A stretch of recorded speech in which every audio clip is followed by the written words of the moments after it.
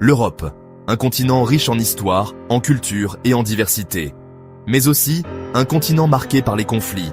2 fois, durant la première moitié du XXe siècle, des guerres dévastatrices ont englouti l'Europe.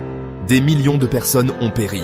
Des villes étaient en ruine. La dévastation était inimaginable. Au lendemain de la Seconde Guerre mondiale, un rêve a émergé. Le rêve d'une Europe unie. Une Europe où la guerre serait impensable. Les dirigeants de la France, de l'Allemagne, de l'Italie, de la Belgique, des Pays-Bas et du Luxembourg ont fait les premiers pas hésitants. Ces dirigeants visionnaires ont compris quelque chose de profond. La coopération, et non le conflit, était la seule voie vers une paix et une prospérité durable. En 1957, ils ont signé le traité de Rome. Ce traité historique a établi la Communauté économique européenne, l'ancêtre de l'Union européenne. L'objectif initial de la CEE était la coopération économique. Les 6 membres fondateurs cherchaient à créer un marché commun. Cela impliquait de supprimer les obstacles au commerce. Les biens, les services, les capitaux et même les personnes pourraient circuler librement entre les États membres. Le premier grand succès a été la création de la Communauté européenne du charbon et de l'acier.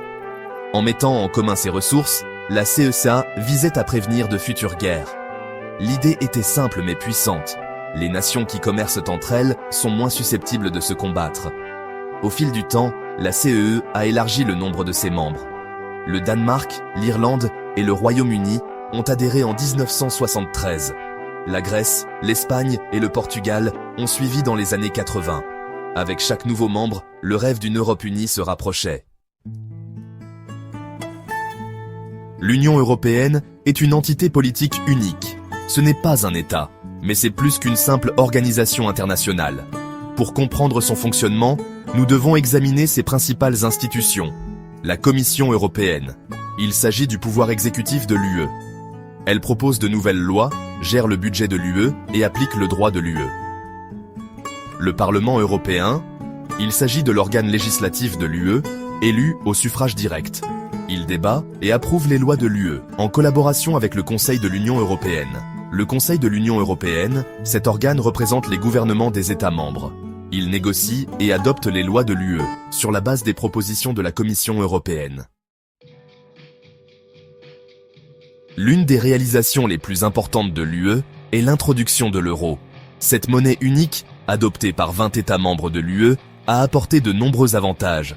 L'euro a réduit les coûts de transaction pour les entreprises et les voyageurs. Il a également favorisé la stabilité des prix, permettant aux entreprises de planifier plus facilement l'avenir. L'euro est devenu un symbole de l'intégration européenne, représentant la force et l'unité de l'UE. Section 5. Un continent uni, libre circulation et valeurs partagées. L'un des avantages les plus tangibles de l'adhésion à l'UE est la liberté de circulation. Les citoyens de l'UE peuvent vivre, travailler, étudier et prendre leur retraite dans n'importe quel État membre sans avoir besoin de visa. Cela a créé des opportunités sans précédent pour des millions d'Européens. L'UE est également unie par des valeurs communes. Il s'agit notamment de la démocratie, de l'état de droit, des droits de l'homme, de l'égalité et de la solidarité. Ces valeurs sont inscrites dans les traités fondateurs de l'UE et servent de principe directeur pour ses actions. Section 6. La force du nombre, l'influence mondiale de l'UE. L'UE est un acteur mondial. Avec une population de plus de 447 millions d'habitants, elle est la 3e économie mondiale. Cela confère à l'UE un poids politique, économique et diplomatique considérable. L'UE est un ardent défenseur du multilatéralisme et de la coopération internationale. Elle joue un rôle de premier plan dans la résolution des défis mondiaux tels que le changement climatique, la pauvreté et la résolution des conflits. Section 7. Le prix de l'unité. Bureaucratie et préoccupations relatives à la souveraineté. Malgré ses nombreuses réalisations, l'UE n'est pas sans critique. Certains soutiennent que l'UE est trop bureaucratique et éloignée de ses citoyens. D'autres s'inquiètent de la perte de souveraineté nationale qui accompagne l'adhésion à l'UE. Ils affirment que les décisions devraient être prises au niveau national, et non par des bureaucrates non élus à Bruxelles. Section 8. Naviguer dans un monde en mutation. Défis et opportunités. L'UE est confrontée à un certain nombre de défis au XXIe siècle. Il s'agit notamment de la montée du populisme et du nationalisme, de l'incertitude économique, du changement climatique et de la crise des réfugiés qui se poursuit. Cependant, ces défis présentent également des opportunités. L'UE a le potentiel d'être une force motrice pour le bien dans le monde. Section 9.